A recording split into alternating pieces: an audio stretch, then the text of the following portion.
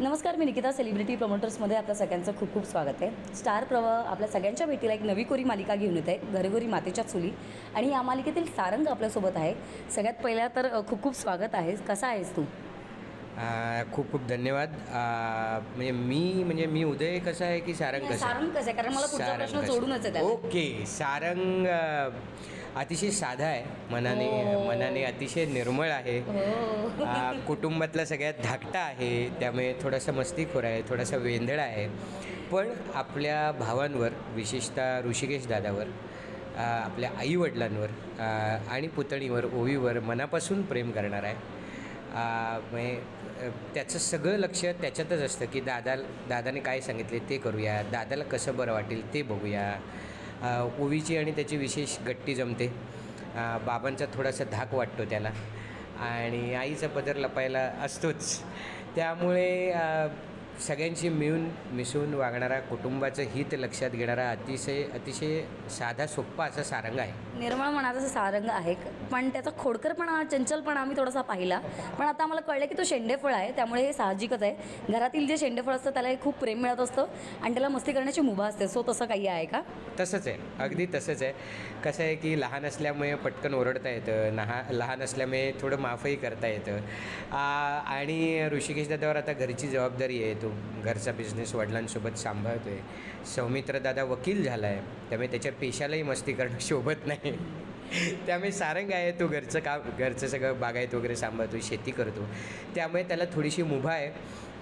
त्यामुळे तो घरात सगळ्यांचा लाडका आहे, मनोरंजनाचं साधन आहे, असं होतं ते.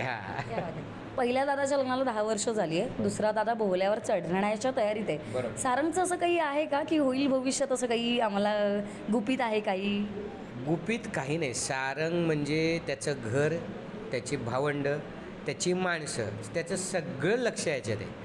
माझं लग्न होईल का, कोण असेल हे विचारही सारंगच्या मनात नाही. दादाचं कसं होईल, सौमित्र दादासाठी कुठली बरोबर मुलगी शोधणार आहेत, आता ती येणार आहे, त्यातच तो खुश आहे. मग आता दादाच्या लग्नाची तयारी काय करायची, लग्न कुठे करायचं, आमच्या सौमित्र दादाचं लग्न आहे, मग ते कुठे व्हायला पाहिजे, मग त्यासाठी किती पै पाहुणे येतील, त्यांची बडदास्त कशी ठेवायची, हेच विचार सारंगच्या मनात आहे. जेव्हा नवीन वहिनी होती तेव्हा त्यांच्याशी जमून घेणं जमलं, पण ही वहिनी थोडीशी मॉडर्न असणार आहे. सो याच्यात काहीतरी बॅक ऑफ द माइंड एक थॉट असेल, वहिनी फॅशनेबल आहे, मॉडर्न आहे, काय कसं जमवून घेशील? जमून घेईन ना. कसं आहे, एकत्र कुटुंबात मी राहतो. माझी आजी आहे, ती कोकणातली आहे. तिचं म्हणजे कसं, काही चूक झाली की समोरासमोर ओरडते, तोंडावर. हां. तर वडील माझे थोडेसे, त्यांचा मला धाक आहे. आईचं प्रेम खूप आहे, पण वडिलांचा, ऋषिकेश दादाचा धाक आहे. त्यामुळे वेगवेगळी व्यक्तिमत्व माझ्या घरात आहेतच. आणि माझी वहिनी जी आहे ना, जानकी वहिनी, तिच्याकडून मी खूप शिकतो. ती ज्या प्रकारे माणसांना बांधून ठेवते, कोणालाही दुखवायचं नाही, पण प्रत्येकाच्या मनासारखं होईल हे ती कसं करते ते हा सारंग बघतोय. त्यामुळे त्याला काही भीती वाटत नाही. वहिनी थोडीशी वेगळ्या विचारांची असेल, पण तिच्याशी जुळवून घेणार सारंग. आणि तो निस्वार्थी आहे. त्याला काही बोललं तर राग आलाय, रुसून बसलाय, असं काही नाही आहे. कधीतरी असं झालं की आपण बोललो, वहिनीने रागावलं, समजून घेईल, एवढं काही फरक पडणार नाही.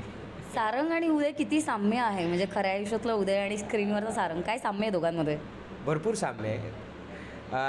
खरं तर एकत्र कुटुंब, मी सध्या मुंबईत विभक्त कुटुंबात राहतो, पण माझ्या वडिलांचं लहानपण एकत्र कुटुंबात गेलं आहे. आणि आजही कोकणात माझं घर आहे, तिथे एकत्र कुटुंब पद्धती आहे. मी वर्षातले 15 दिवस किमान तिथे जातो. माझे काका आहेत, भाऊ आहेत, पुतणे आहेत, आणि ते सख्खा पुतणा घरात असल्यावर कसं रिलेशन असेल तसंच आमचं आजही रिलेशनशिप आहे.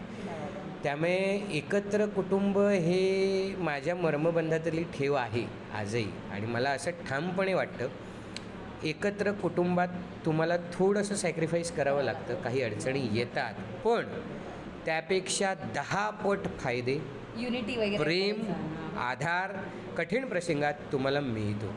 त्यामुळे मला आता काय होतं, घरी कोकणात वर्षभर जाता येत नाही ना, म्हणून मी या कुटुंबामध्ये रमून ते जातो. सगळं रमून सगळं भरून घेते माझं मन की आ हा हा हा एकत्र कुटुंबात राहायला मिळते, मजा येते.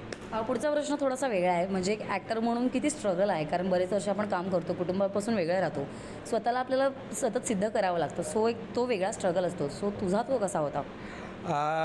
स्ट्रगल म्हणाल तर काम मिळवण्यासाठी मला फार स्ट्रगल देवाच्या कृपेने करायला लागला नाही, कारण 2009पासून मी कामं करायला सुरुवात केली आणि मला जाहिरातींचं फार आकर्षण होतं, चित्रपटाचं खूप आकर्षण होतं, नाटक मी सातत्याने करत होतो आणि त्या 3 गोष्टी करत असल्यामुळे मालिका करायला मला कधी वेळ मिळाला नाही. कारण मालिका केली तर कसं किमान 15-20 दिवस तुम्हाला त्या मालिकेचं चित्रीकरण करायला लागतं, मग इतर गोष्टी कमी होतात. पण त्यामुळे एक अशी गोष्ट झाली की महिन्यातले 30च्या 30 दिवस मी कधीच शूटिंग करत नव्हतो. गॅप होतो. हां, त्यामुळे कुटुंबालाही मला वेळ देता आला आणि माझं मनासारखं मला कामही करता आलं आत्तापर्यंत.